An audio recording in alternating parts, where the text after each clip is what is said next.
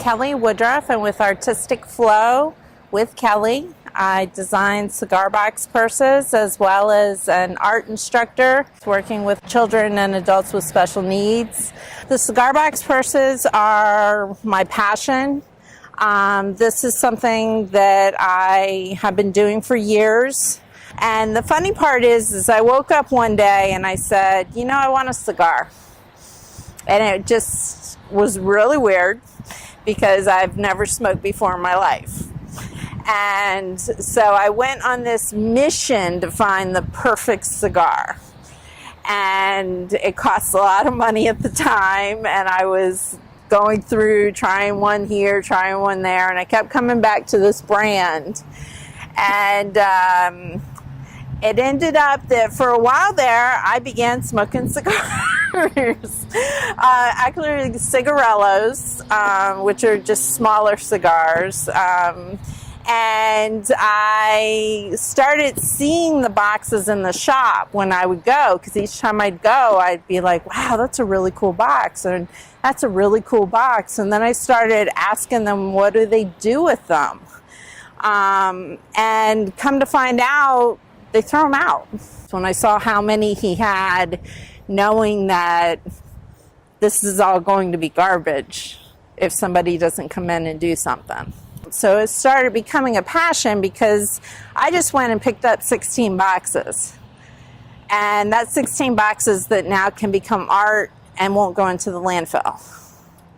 It's something I've always been conscious of, but until the cigar box purse idea came along, it wasn't something I felt I was actually doing something about. Yes, I was recycling my cardboard boxes and my cans and my bottles, and I was doing what every good American is supposed to do, but I wasn't using them in a way that could be outside the box. And this is a way of taking something that is going to be refuge and turning it into art. All of the boxes that I find are all slide top, and they have to open from the top, because if you are a woman who is at a restaurant and has a purse and goes to open it at the table, everybody at the table sees everything in your purse. So when you're at the table, here's your purse. You can slide it open and nobody has to see anything that's going on. Okay. Funny story was when I first started marketing my cigar box purses, I was going shop to shop. And I had another purse with me. And a woman looked at me and said, why should I sell you cigar box purses? And I started to explain the artistic portion and everything. She goes, you're not even using one. And I was like, wow, she just busted me. And so from then on, I started using my own cigar box purse when I go out, because you can't sell something you're not using. This has been on many trips. I know this purse is well made and isn't going anywhere.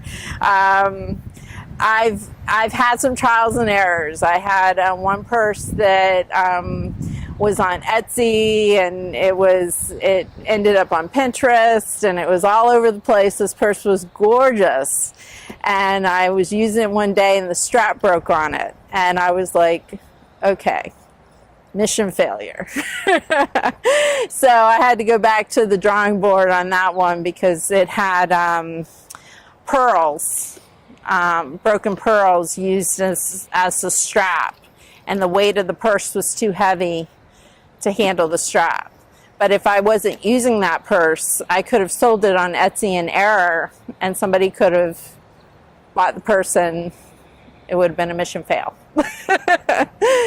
So it's really, I give them a test run.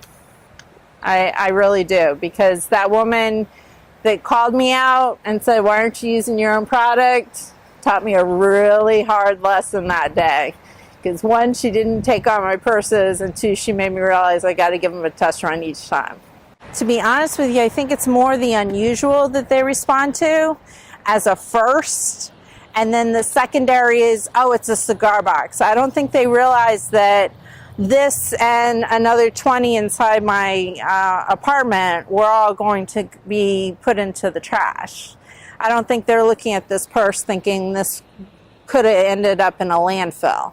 They're looking at this versus art. So I don't think they realize, because if you look at this table, think how much space all of this takes.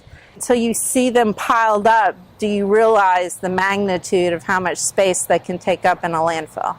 And I think that's more along the lines of my perspective, is I'm doing it personally to get it out of the landfill. Whether you buy it as a purse on your arm for a party going out on the town, or you keep it out of the landfill, that's up to you. But what I did was my part.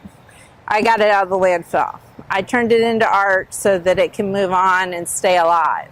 The ones that challenge me even more are the wooden ones, because I'm dealing with laws and forces of nature, dealing with how to hold the purse so that it stays like this and doesn't do this.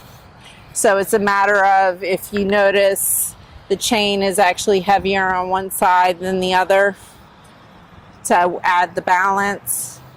And it's going to be a matter of my application of my other thing that I upcycle, which is broken jewelry. All of these containers consist of broken antique jewelry, a lot of rhinestone brooches and earrings, people that have missed one piece, brooches that are missing the rhinestones on them. The weight of some of these, because as we've gone along through the centuries, jewelry's become lighter and lighter and lighter, but it used to be the jewelry was very heavy. So the jewelry can be used to offset and balance the weight of what's inside the box. I've also gone as far as upcycling leather belts from thrift stores and using those as straps for the wooden boxes, because they hold better than the chain.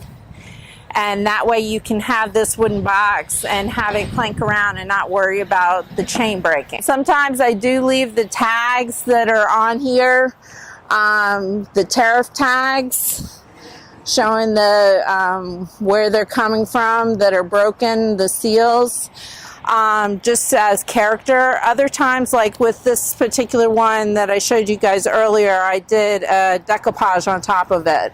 So this has another material covering what was the original box, hence hiding the fact that it is technically a cigar box.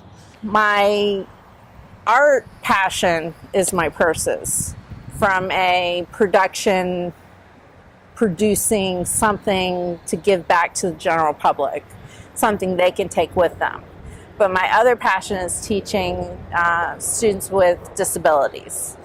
Specifically autism. Through my experience with special education, I can teach with sensory awareness to individuals with autism and their needs. You're always looking for a key to open up a way to communicate with that individual.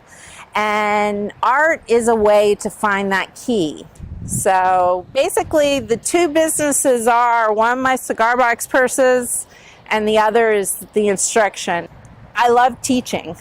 I went into teaching with the hope of actually giving back to my students. Figured out I better find a way to do so. So I'm trying to make it happen.